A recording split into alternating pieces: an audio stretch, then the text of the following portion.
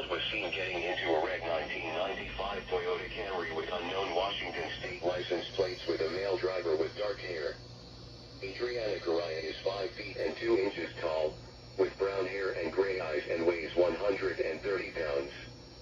She was last seen wearing a University of Montana sweatshirt with maroon pants, purple boots, red coat, and carrying shoes and a red backpack.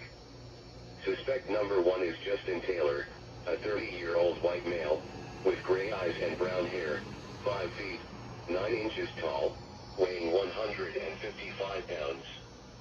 Suspect number 2 is Amanda Correa, a 31-year-old, white female, with blue eyes, brown hair, 5 feet 5 inches tall, and weighing 200 pounds.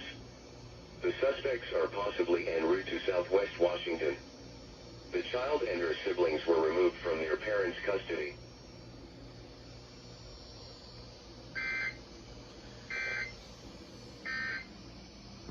Secure outdoor objects. For the following areas in Washington. Cool, that was awesome.